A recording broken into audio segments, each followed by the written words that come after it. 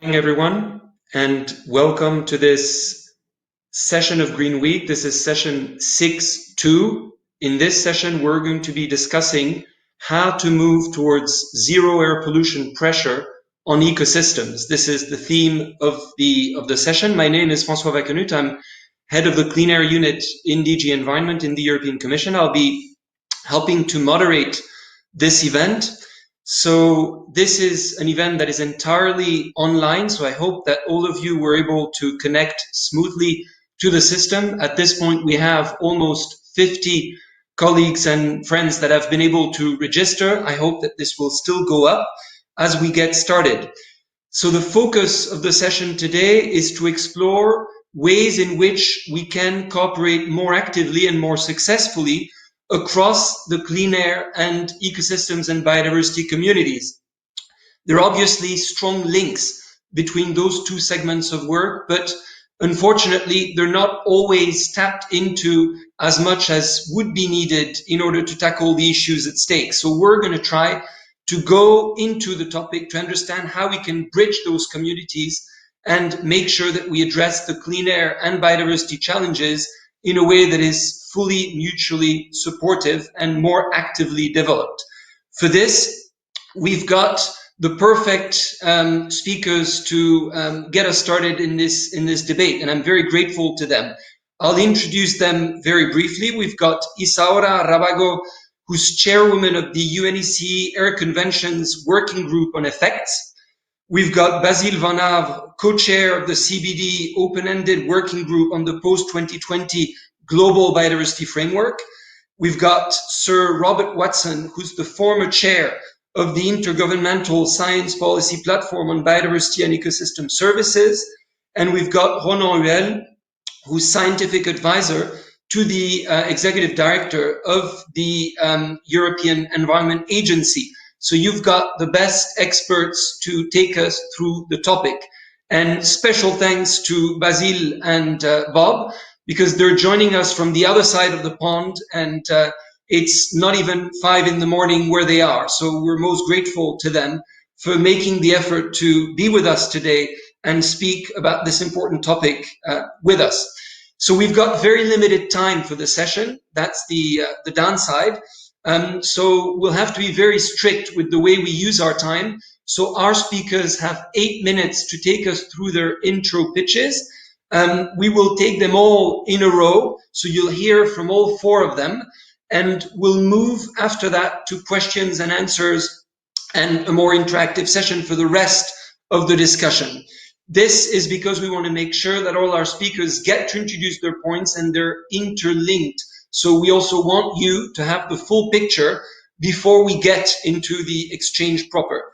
As I said, the point of the discussion is not to take this as a one-off exchange, but rather to reflect on how we can strengthen the interaction between the clean air and biodiversity communities in the more medium term as well. So all your ideas and views on how to do that will be very valuable as we take this journey forward.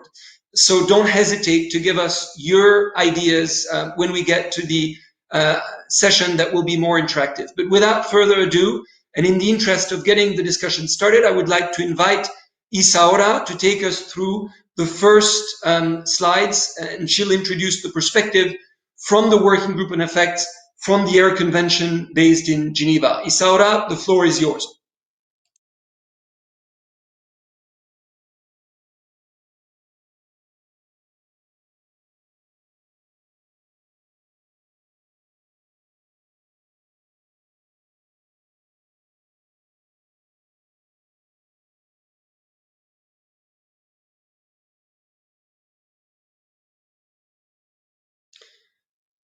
All right, there seems to be a connection issue with Isaura, so I hope that Isaura will be able to be with us in a few seconds. But what I suggest we do in the meantime is actually hear from Basile, so that we take the CBD's perspective, and we'll get back to Isaura when the connection has been fixed on her side from Spain. So Basile, if you're able to hear me, I hope that you can get us started on the perspective of the CBD in the context of the post-2022 Global Biodiversity Framework. Basile.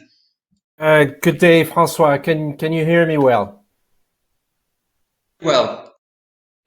So good day, everyone. And it's a pleasure to be joining us, joining you. And it's a bit of humbling to be ahead of a number of very prestigious and knowledgeable speakers. So I will do the best in terms of providing you with the context.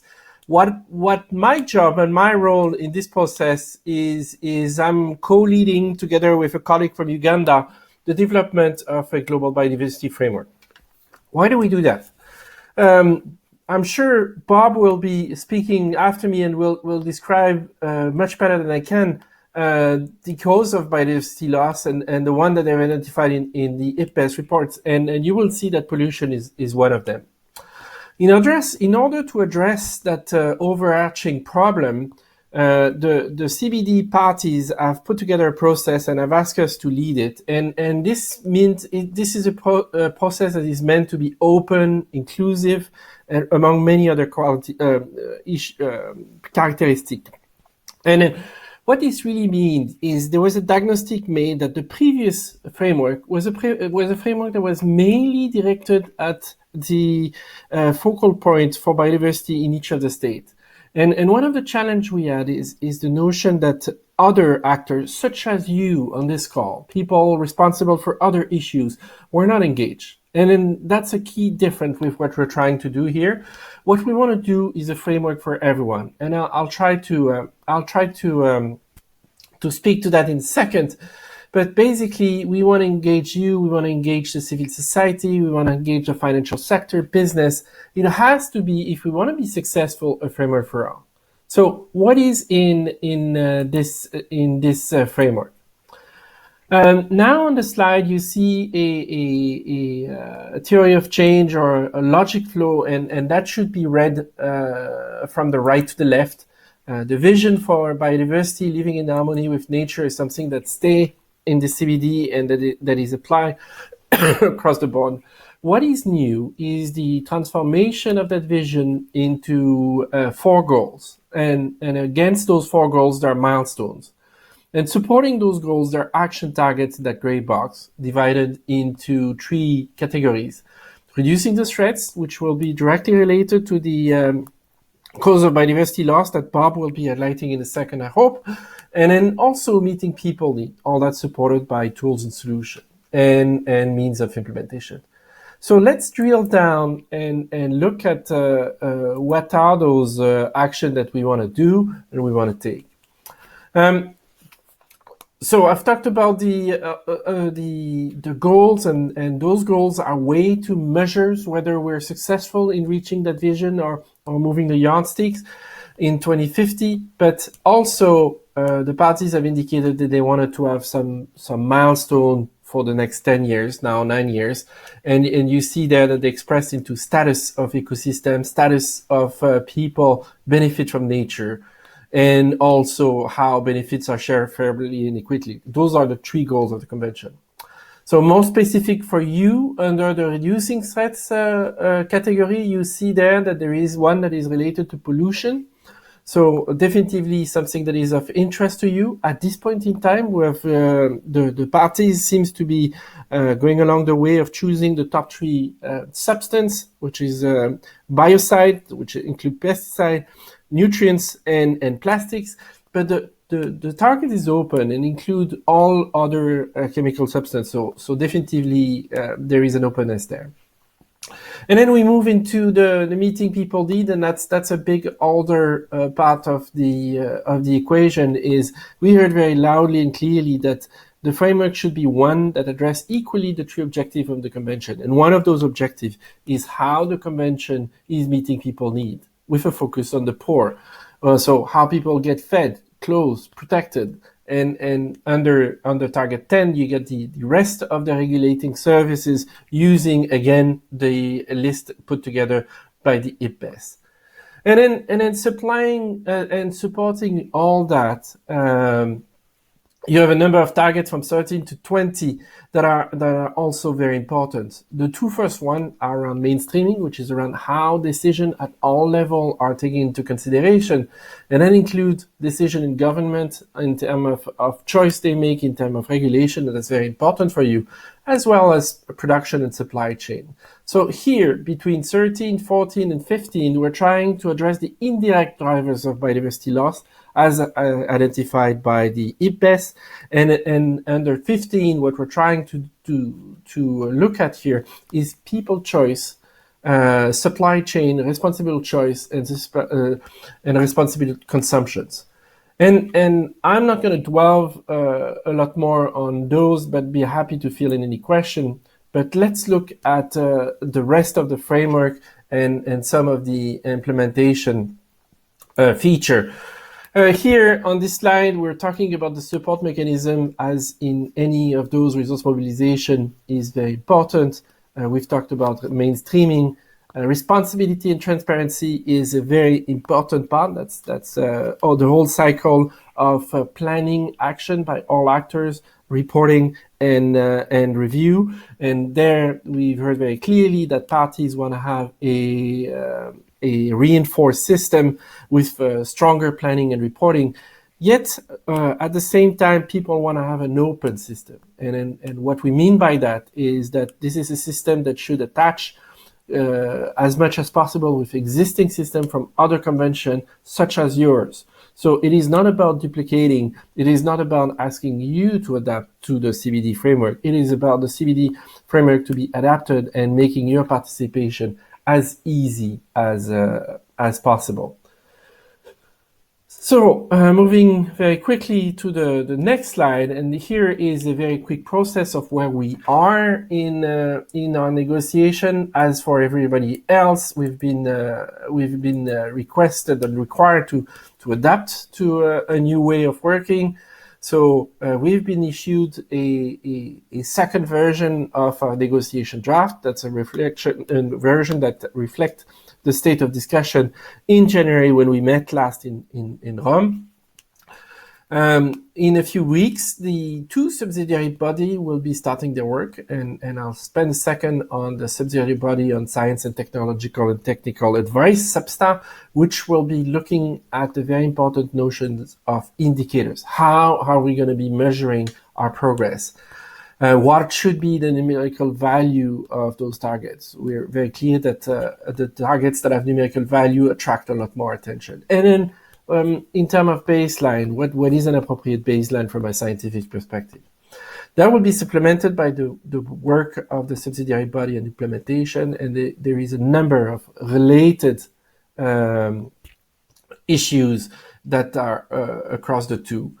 This will enable, in turn, to create a new draft, and then this will be moving us into a third meeting of the open-ended working group in 2021, and then the COP, where the final decision will be taking place. Moving now to the next slide, where the various roles are there. I'll go very quickly on those. SAPSTA play a very unique role where there is a scientific discussion that is giving us advice. So it is not a negotiation body. That is the body that we, Francis and I, are sharing, and we value very much that discussion.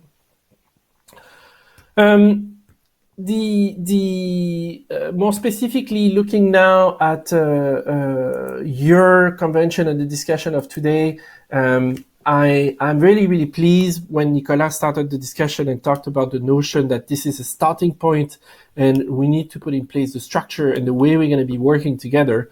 So definitely looking forward to how we're going to be shaping that. I think there is a lot of work. I encourage you to participate and provide comments in the SAPSTA process and in the SBI. Those will be very important discussion. So engage at the national level with your CBD focal points and with the CBD communities. I remain available to participate in your work and support you. And I'm sure my colleagues who share the SAPSTA and SBI subcommittee will also be pleased to work with you.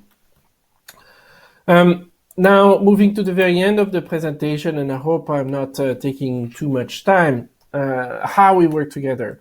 So the global biodiversity framework is an important part, but it's not the only part. So I think what we're trying to develop in the GBF is the overall structure. But in behind that, there is a whole structure that needs to be developed and see how we can work together over the longer term and how we need to set up structures by which we work together and you're able to contribute and to see yourself. So basically, the main message today I want to leave with you is one of an open door and a different way of working together, and really looking forward to hear from colleagues in the other presentation and see how it goes.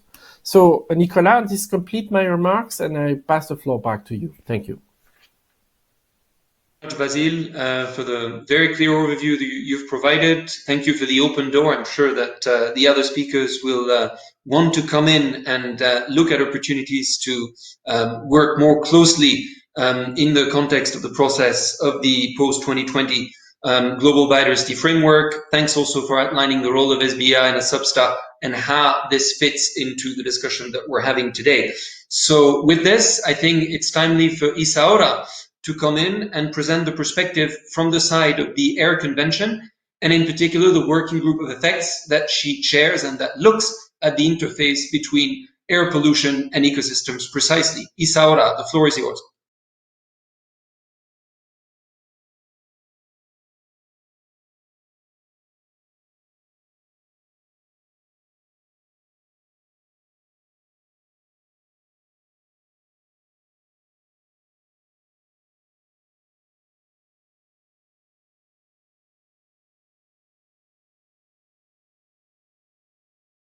Can you unmute yourself, Isaura?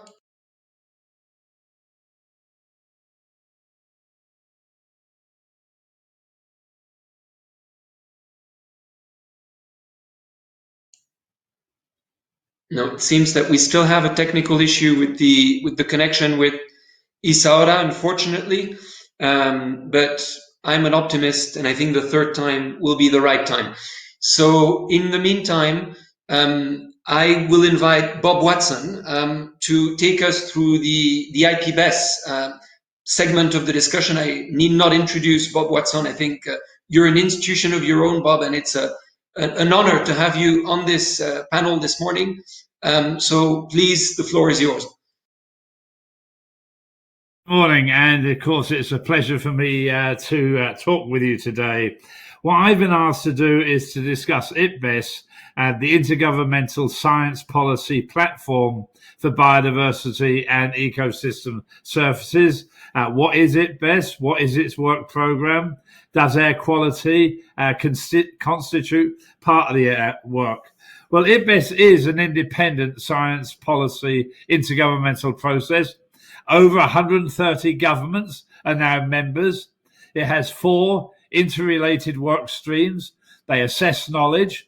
There's capacity building, catalyzing the generation of new knowledge, and policy support. So far, IPBES has concluded 2 thematic assessments, one on pollinators and pollination, and one on land degradation. It's completed 1 methodological assessment, scenarios and models, and it's finished 5 spatial assessments, 4 regional assessments and a global assessment. Now the question is air quality part of the work programme? And the answer is yes.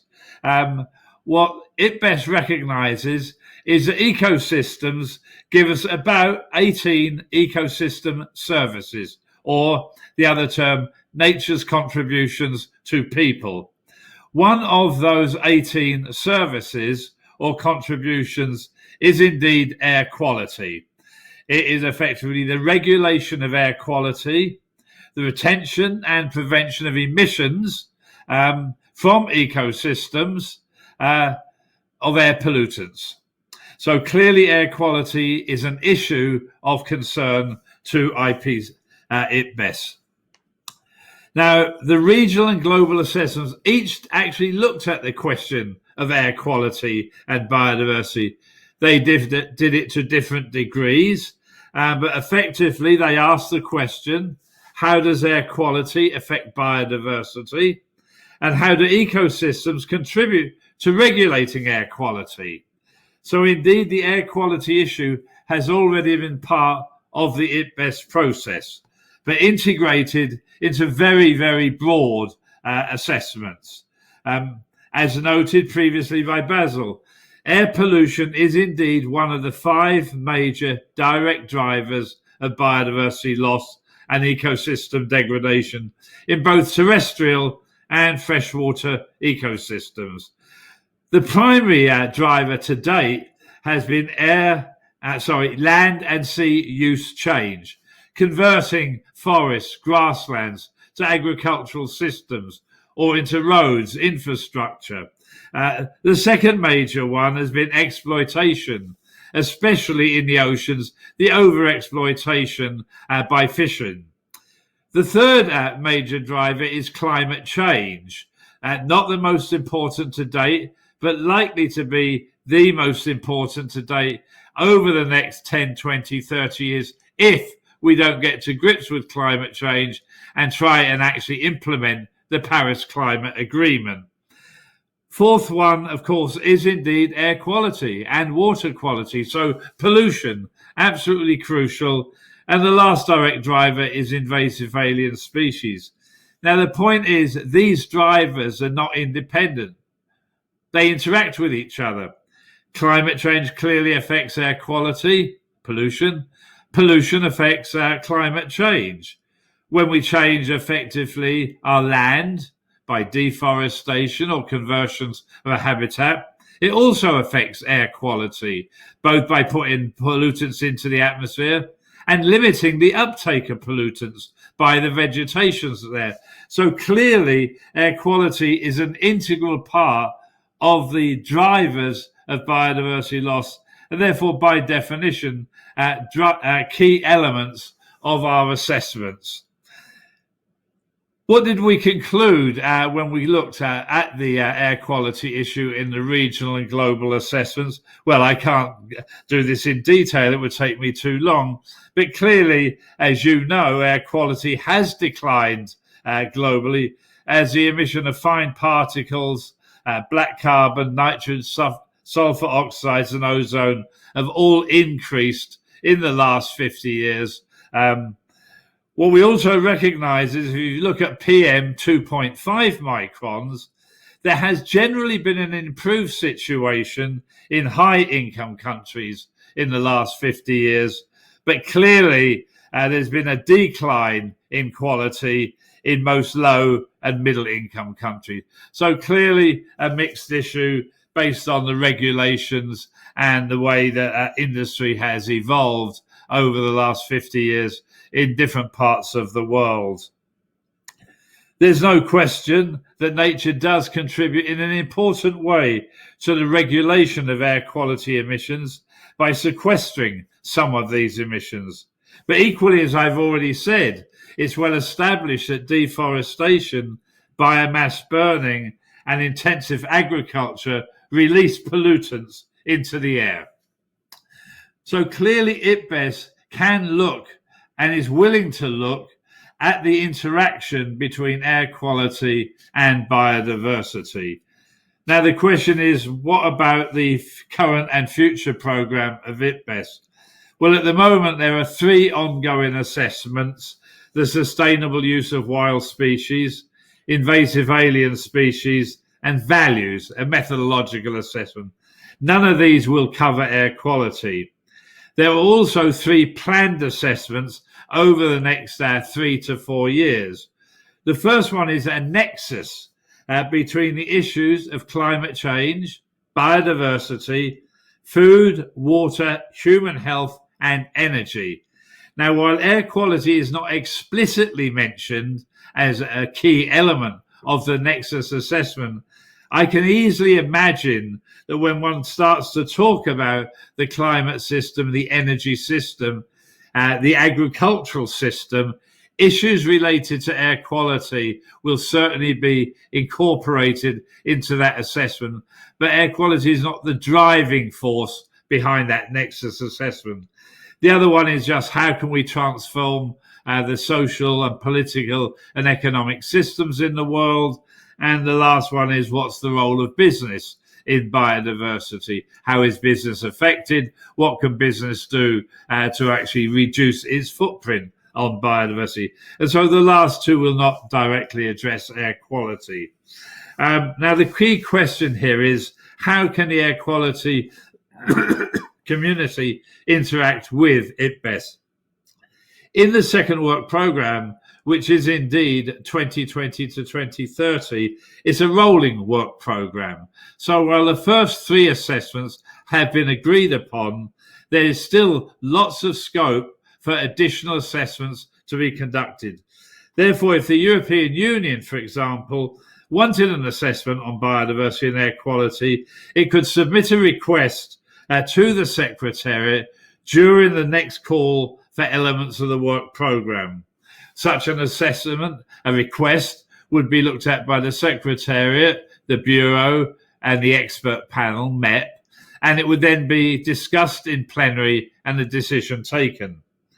But there's also another possibility the EU may want to consider, and that is it could suggest possibly to IPBES a workshop on air quality and biodiversity.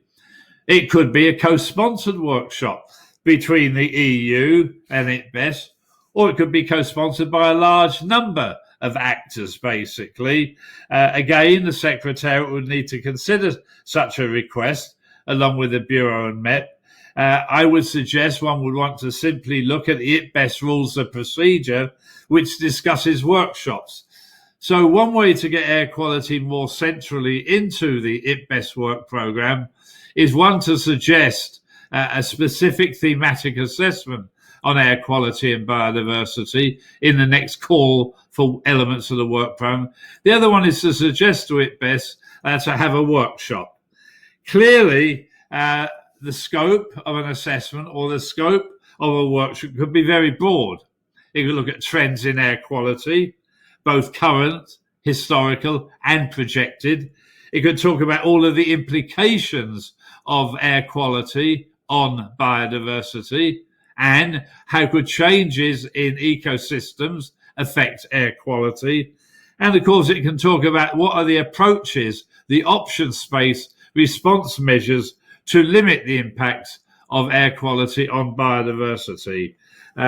Lastly, what I would comment on is beyond IPBES, the air quality community really has other opportunities to also look at the issue of air quality and biodiversity. The GEO process, the Global Environment Outlook of UNEP, they're now looking to see how can they restructure GEO, and air quality could well be a very key element in their work programme.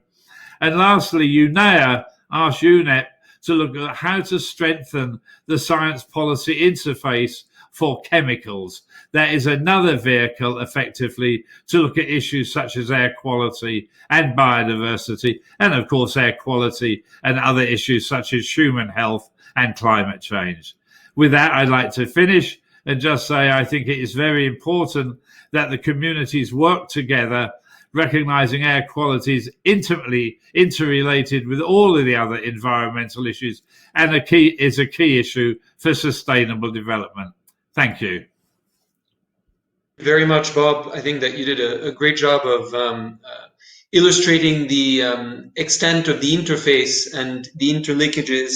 So that was very, very useful to the discussion. And what was also extremely useful is you pointing to ways in which concrete avenues could be identified within IPBES, but also within the context of GEO and UNEA to take the journey forward. So very practical suggestions that will come back during the discussion, I'm sure.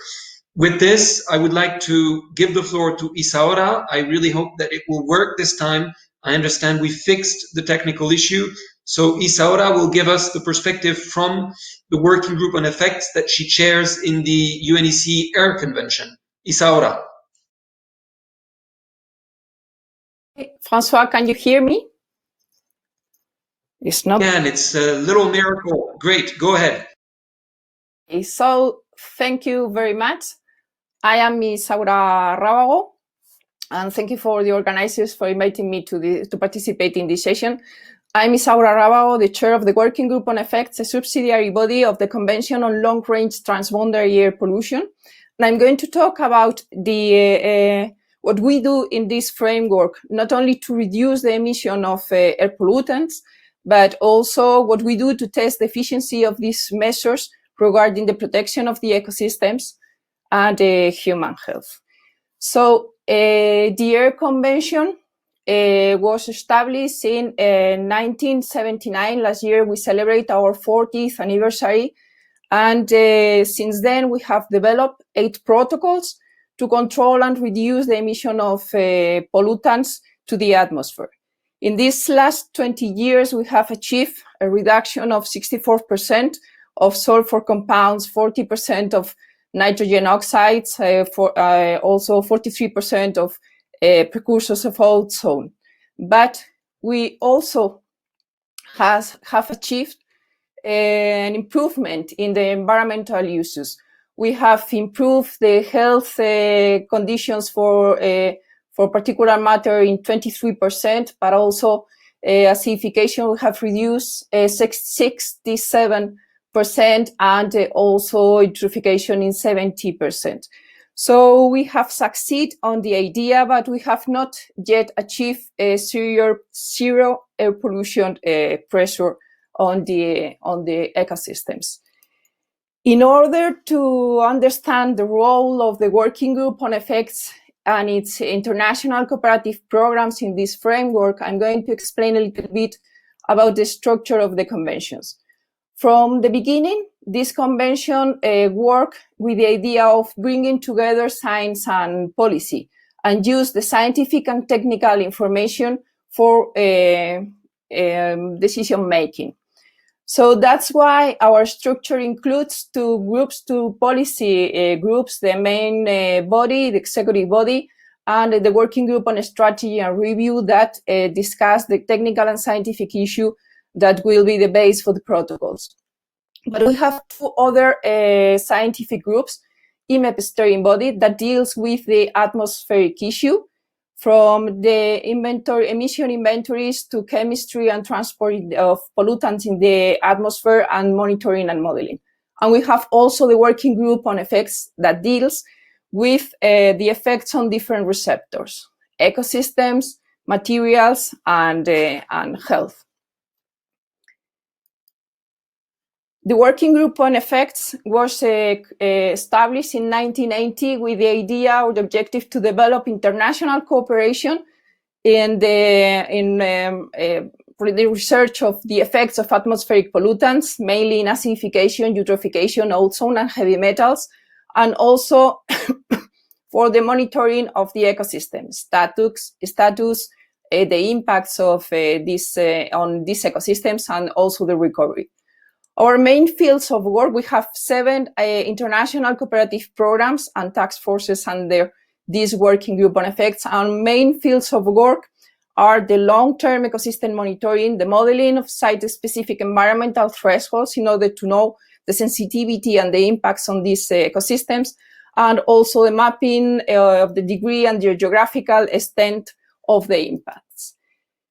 When working on impacts, we have to take into account the wide number of types of ecosystems all over UN-ECE region, but also we have, and because of this, we have to take into account the different response of the ecosystems to the pollutants.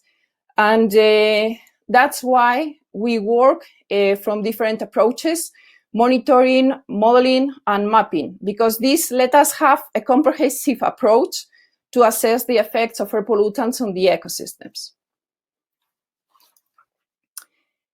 One, as I have said, one of the tools that we use for the impact of assessment of the air pollutants on the ecosystems is the monitoring. The Working Group on Effects has an ecosystem monitoring network, and there are 4 groups running currently with specific ecosystem monitoring networks to see the impacts on the ecosystems of the deposition of sulfur, nitrogen, ozone, or heavy metals. We work on fresh waters, forest, semi-natural vegetation, and crops.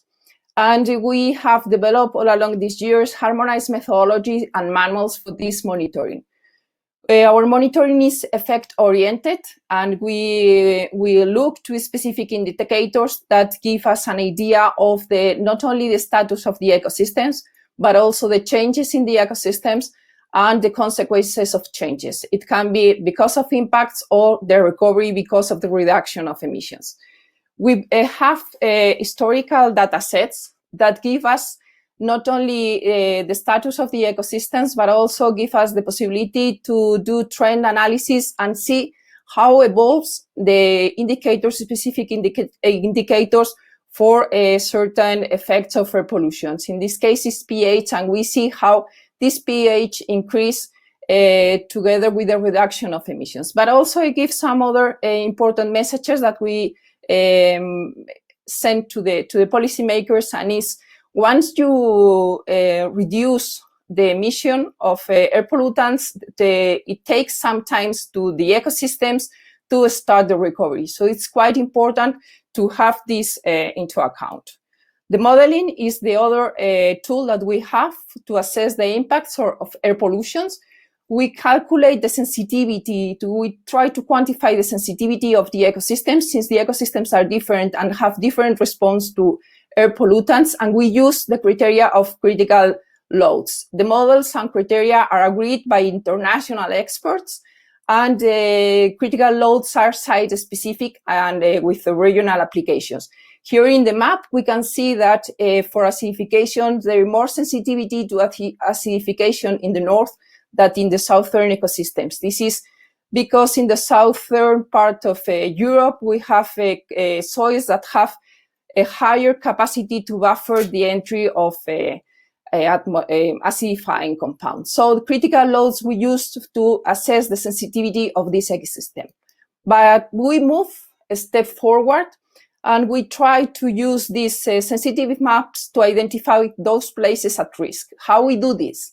We compare the critical load with the current depositions. In those cases where the deposition is higher than the critical load, it means that there is an exceedances and there is stress on the ecosystems, and the ecosystem is at risk. So with this tool, what we do is to assess the extent and the geographical distribution of risk. These sort of maps are very good elements to communicate to policymakers where to put the measures, or where to put the interest in order to ensure the efficiency of the reduction emissions for the reduction also for the improvement of the environment. So this is more or less all I wanted to talk about, the tools that we have developed under the working group on effects in the framework of the conventions. We protect biodiversity by reducing the pressure of atmospheric pollution on ecosystems, habitats, and species. We have tools to assess the impacts or the recovery of the emission reduction measures, and we monitor specific indicators for this air pollution assessment, and we have tools for model and mapping the extent and the geographic distribution of the risk. So I think that all CBD, IBES, EEA have a common interest on protecting the biodiversity. We do with different approaches. And I think that as the older presenter said, that we need to increase the cooperation and coordination. We have enough tools and enough experience to mutually benefit from our experience. So with this, I finish, and I hope that you could be able to hear me clearly. So thank you very much. So François, thanks. Thank you very much, Isaura. We could all hear you very well, so thanks for that. It would have been a pity to miss the presentation, and you did a very good job of taking us through all the tools that have been developed in the context of the working group of effects. And I think that those communities have not always been connected, but what's clear is that there are very significant synergies, and you've illustrated that extremely aptly. So we can go back to how we can follow up on that in the next phase, indeed building on the great expertise that is available already. We'll finish the round of presentations with Ronan Uhel, scientific advisor at the EEA, and Ronan will take us through the facts from an EU or European perspective. So Ronan. Thanks, François, and good morning to you all. I will be brief because I would like to place my intervention into the conclusions that Bob Watson drew on how to really better connect our understandings about biodiversity, nature, and air quality at large. And also to the fact that when it comes to the current way we monitor those interactions, this is completely indeed embedded into what Isaura just said.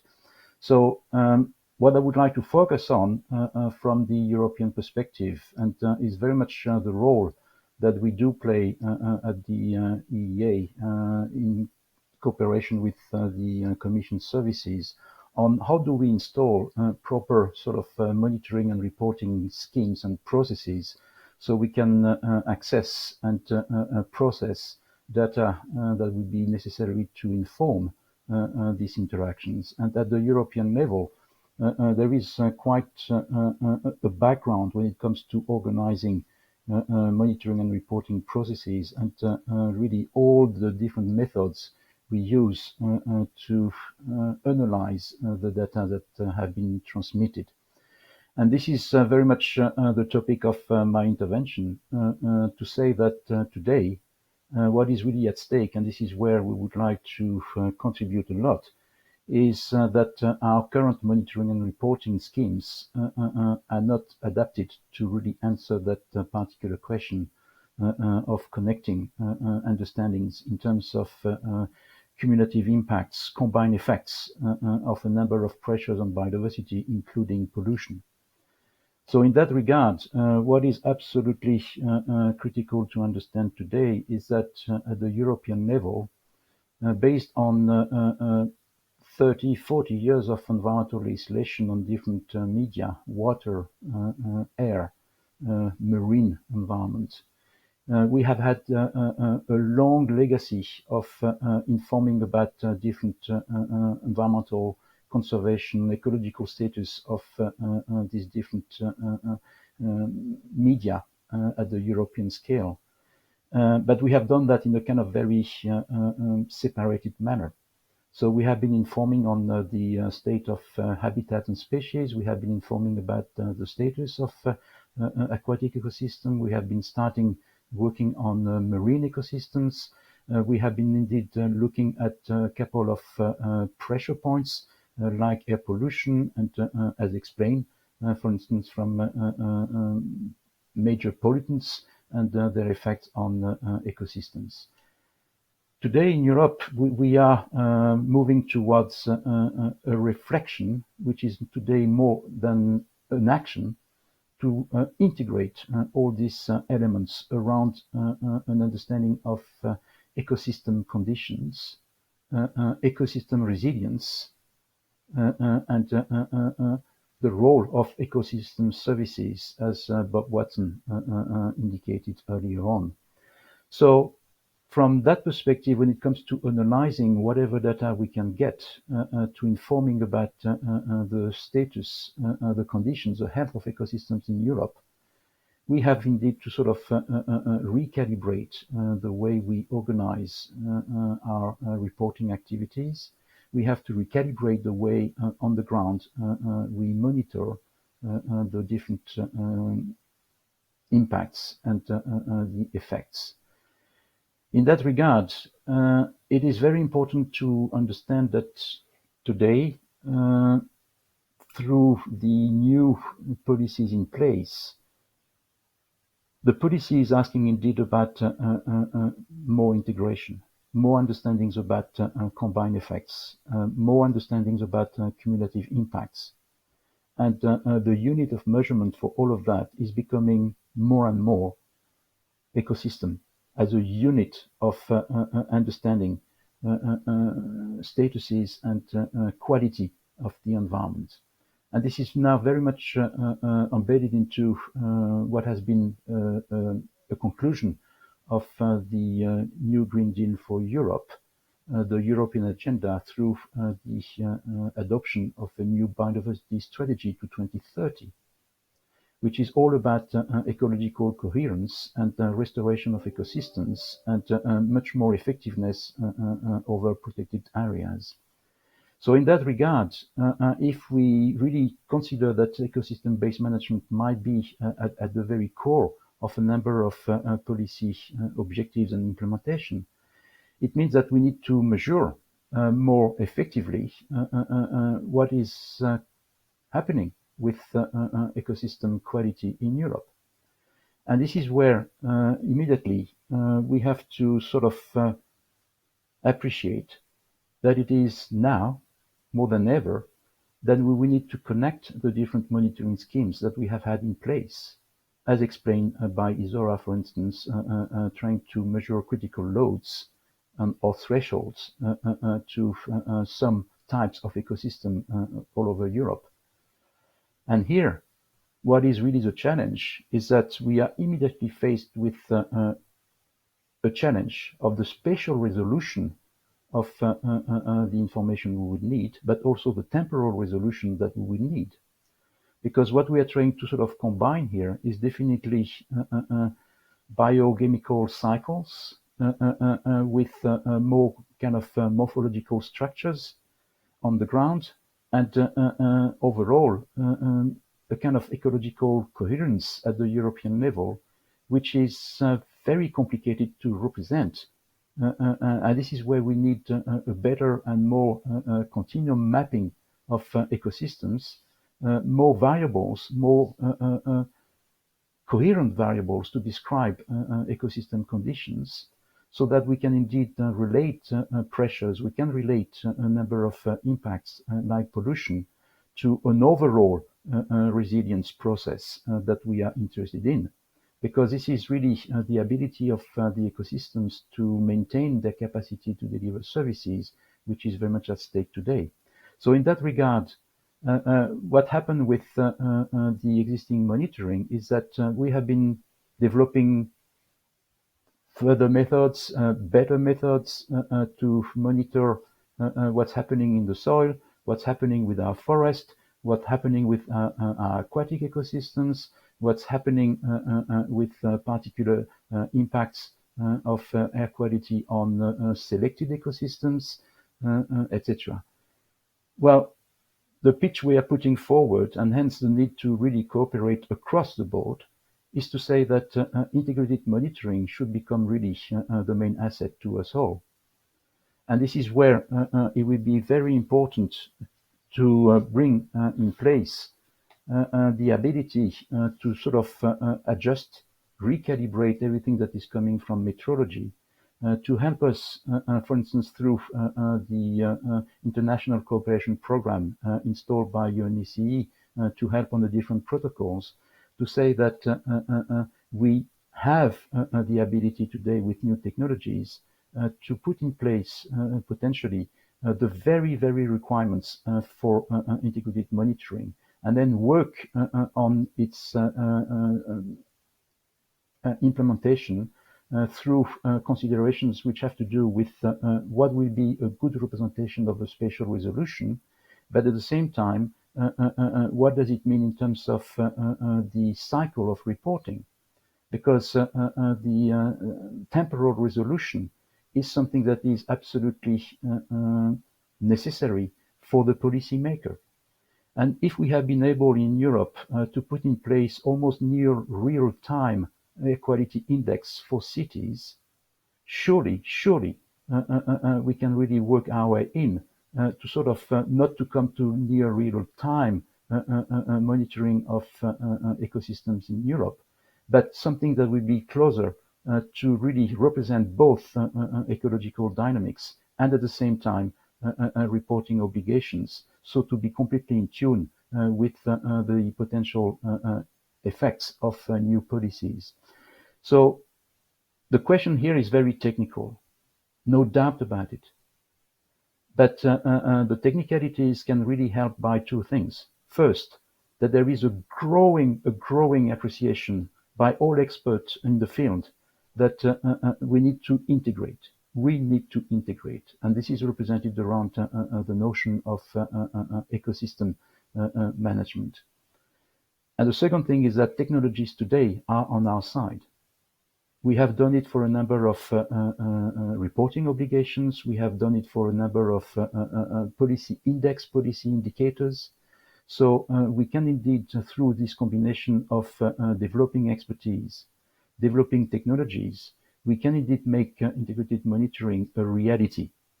And all the communities of practice, as presented by Bob, by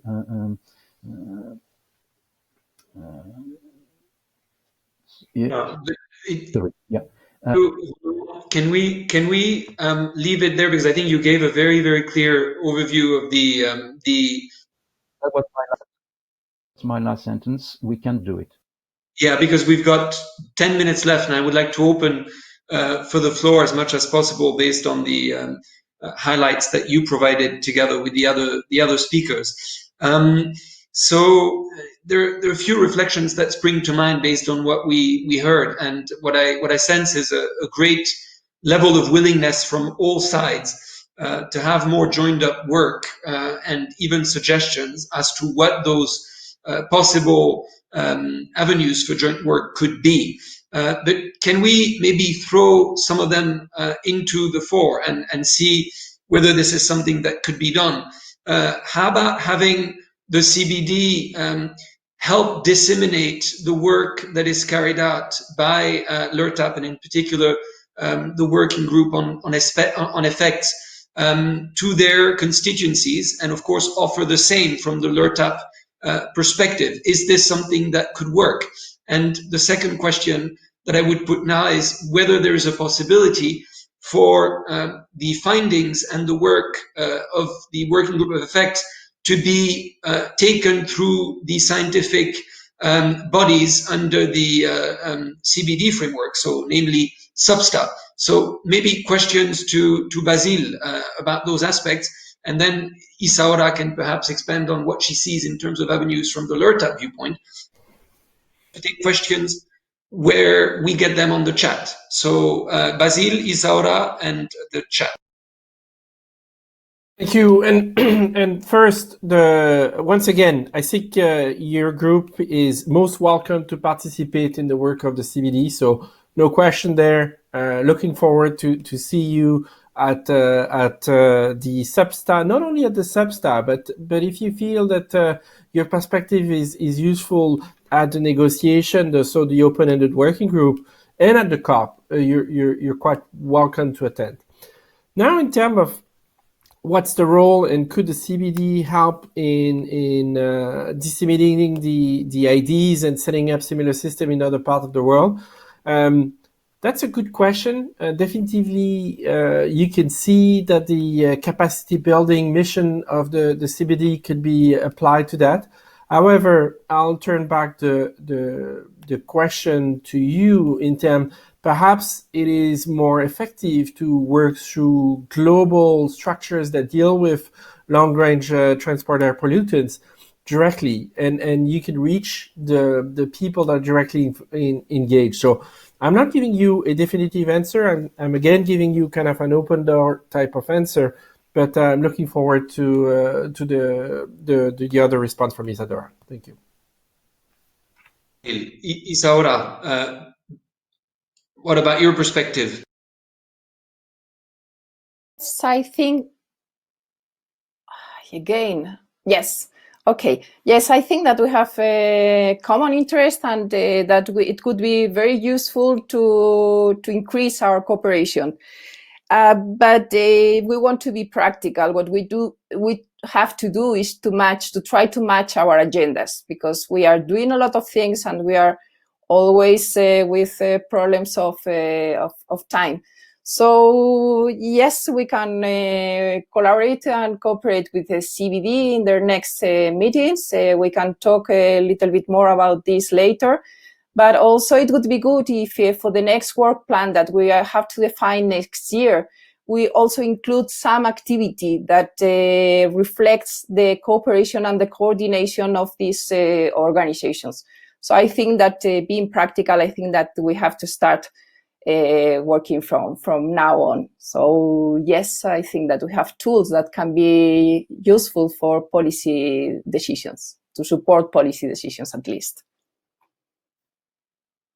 Very much. I don't see any questions in the chat on that particular aspect. So I would like to put a question to Bob, because Bob, you've been engaged in many assessments and you're very familiar with this work, and more familiar than anyone else would be because you were also involved in IPCC work before IPBES. So my question to you is that if we look at this from the political sphere, there's as much as a request to work holistically across policy areas, also a bit of a fatigue sometimes that we link everything, and that in doing so we dilute the issues that we try to work on. Do you see a way around this? This is a valid point. The basic point, however, is everything is interlinked.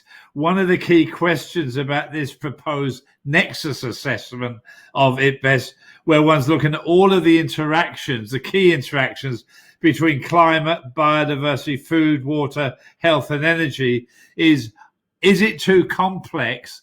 And will policymakers find the information they need for evidence-based policy? Now, I'm a very, very strong supporter of this nexus assessment, and I do believe it's rather important that we do fully understand all of the interactions.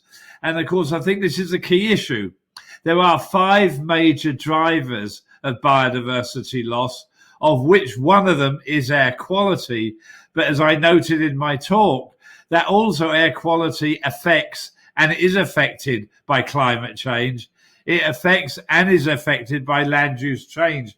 If we don't understand all of these interactions, we will end up making policy with only a sort of a half-baked set of understanding. So my view is we should fully develop these interactions, understand what the most important interactions are, but we have to bring it down for policymakers. What are the implications for decision making in both governments and in the private sector, and of course in civil society? So my view is we should look at the complexity, but I also believe that when you do that, you can pull out what are the major issues that can then be addressed in a practical way. So I have no problem with complexity as long as one understands how to then make sure the message for policymakers is quite clear.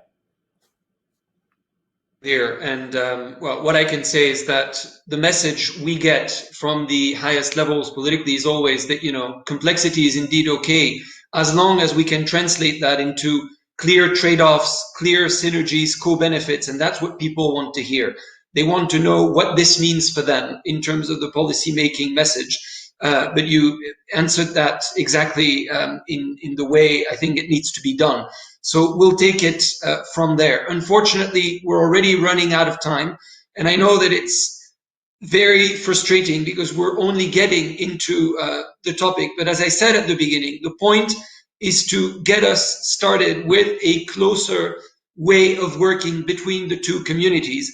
And I think that we got very clear messages about, one, there is a will from both communities and represented by various institutions here today to work together.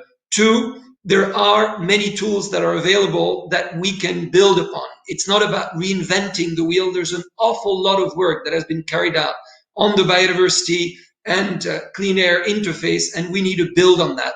And 3, there are very concrete ways we can work together. Those were outlined. We will work on that, and we'll have a summary available for those that will want to continue to engage in that discussion with us. So it's only the start of a journey. I would like to thank you all very much. There were above 80 people present at all time during our session. I would like to thank our speakers and our incredibly committed speakers from the other side of the Atlantic for being with us today at such an early time of the day. And I would like to give also special thanks to my colleague Martin Sneekwoud, who put this session together with the overall Green team from the Commission, from the consultancy support teams.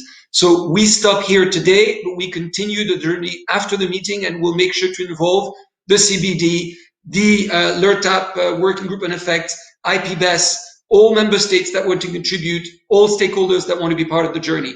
Thank you so much, and we continue this work.